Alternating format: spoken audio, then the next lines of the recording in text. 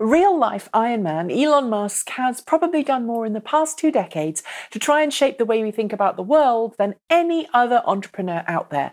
PayPal revolutionized the way we think about money online, Tesla challenged the way we think about electric cars and what an electric car should be, not to mention the age-old model of centralized energy generation and distribution. Hyperloop, while not directly something that he's pursuing personally, is trying to bring a new transportation method to the world. And then, of course, there's SpaceX, which is challenging the status quo of multi-trillion-dollar government-owned space programs. But that's not all. Musk has, in recent months, played a role in founding 2 new ventures.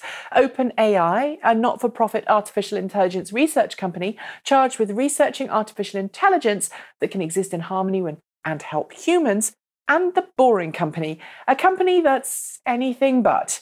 And I'm going to tell you exactly why next. Don't doze off.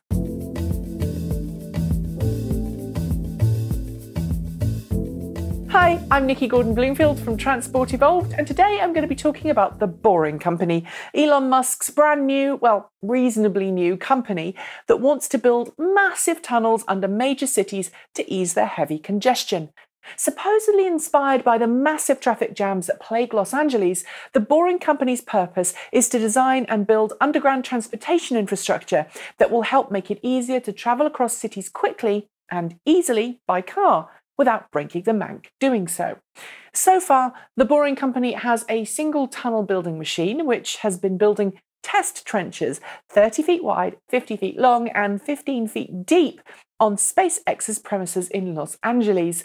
But eventually, the company hopes to perfect its tunneling technique and engineering capabilities to such an extent where it could build massive tunnels, multi-layer tunnels, under major cities for a fraction of today's current prices.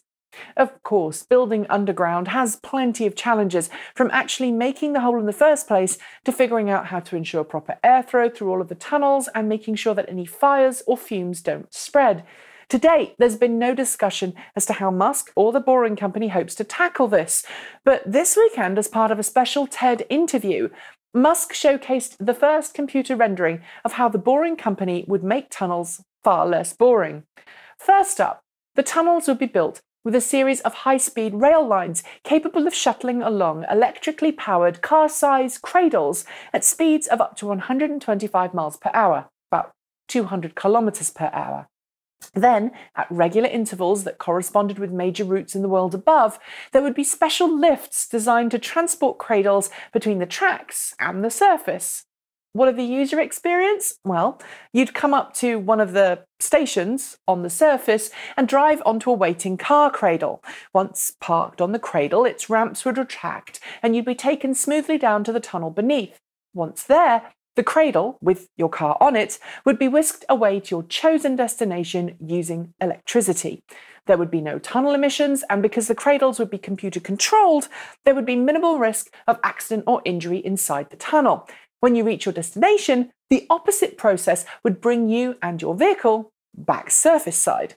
While the video shared as part of the TED Talk is pretty darn short, it does of course focus on Tesla cars making use of the shuttle, making me wonder if there may even be the future possibility of charging Tesla cars as they travel underground. It also shows a bus-like pod making use of the same network, meaning that autonomous personal transport pods could replace the existing, smelly, noisy, and unreliable world of most urban underground systems. Of course, what we've been showed is just a what-if rendering, but there's nothing about the process that seems that far-fetched.